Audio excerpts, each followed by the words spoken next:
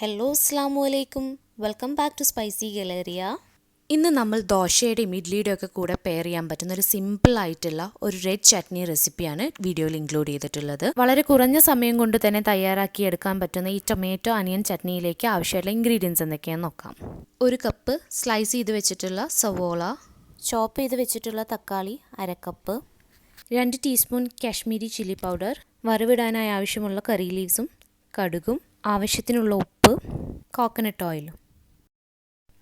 ആദ്യം തന്നെ ചൂടായിട്ടുള്ള ഒരു പാനിലേക്ക് 2 ടേബിൾ സ്പൂൺ കോക്കനട്ട് ഓയിൽ ഒഴിച്ചു കൊടുക്കുകയാണ്. ഓയിൽ നല്ലപോലെ ചൂടായി വന്നതിന് ശേഷം ഇതിലേക്ക് കടുക് ചേർത്ത് പൊട്ടിച്ചെടുക്കണം. കടുക് പൊട്ടി വന്നതിന് ശേഷം ഇതിലേക്ക് കറി ലീവ്സ് ചേർത്ത് കൊടുത്തൊന്ന് ഇളക്കി കൊടുക്കണം. ഇനി ഇതിലേക്ക് സ്ലൈസ് ചെയ്ത് വെച്ചിട്ടുള്ള സവോള ചേർത്ത് നല്ലപോലെ വഴറ്റിയെടുക്കണം.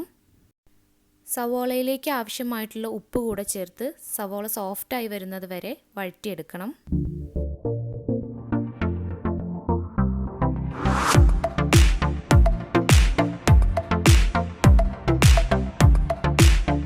സവോള അത്യാവശ്യം സോഫ്റ്റായി വന്നു കഴിഞ്ഞാൽ നമുക്ക് ഇതിലേക്ക് ചോപ്പ് ചെയ്ത് വെച്ചിട്ടുള്ള ടൊമാറ്റോസ് ആഡ് ചെയ്തിട്ട് വഴറ്റിയെടുക്കണം. എല്ലാം കൂടെ നല്ലപോലെ വഴണ്ടി വന്നതിന് ശേഷം അവസാനമായി കാശ്മീരി ചില്ലി പൗഡർ ആഡ് ചെയ്ത് കൊടുക്കുകയാണ്. അതിനുശേഷം അതിൻ്റെ റോ സ്മെൽ പോകുന്നത് വരെ നല്ലപോലെ വഴറ്റിയെടുക്കണം. അങ്ങനെ നല്ലപോലെ കമ്പൈൻ ആക്കി എടുത്തതിന് ശേഷം നമുക്ക് ഫ്ലെയിം ഓഫ് ചെയ്യാവുന്നതാണ്. തണുത്തതിന് ശേഷം ഈ മിക്സ്ചറിനെ നമുക്കൊരു ബ്ലെൻഡറിലേക്ക് മാറ്റാം.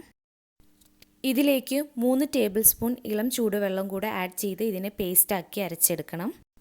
അതോടുകൂടെ ഈ റെഡ് ചട്നി അല്ലെങ്കിൽ ടൊമാറ്റോ അനിയൻ ചട്നി ഇവിടെ റെഡി ആയിട്ടുണ്ട്. ദോശ, ഇഡ്ലി എന്നിവയുടെയൊക്കെ കൂടെ സെർവ് ചെയ്യാൻ പറ്റുന്ന ഒരു ക്വിക്ക് ആൻഡ് ഈസി ആയിട്ടുള്ള ചട്നി റെസിപ്പിയാണിത്. എല്ലാവരും ട്രൈ ചെയ്ത് നോക്കണം. വീണ്ടും മറ്റൊരു നല്ല റെസിപ്പിയായിട്ട് കാണാം. ചാനൽ ഇതുവരെ സബ്സ്ക്രൈബ് ചെയ്യാത്തവരുണ്ടെങ്കിൽ സബ്സ്ക്രൈബ് ചെയ്യണം. റെസിപ്പീസ് ഇഷ്ടമായിട്ടുണ്ടെങ്കിൽ ലൈക്ക് ചെയ്യണം. ഫ്രണ്ട്സ് ആൻഡ് ഫാമിലിയുമായി ഷെയർ ചെയ്യണം. അവൈലബിൾ ആയിട്ടുള്ള കമൻറ്റ് ബോക്സിൽ പോസ്റ്റ് ചെയ്യുകയും വേണം.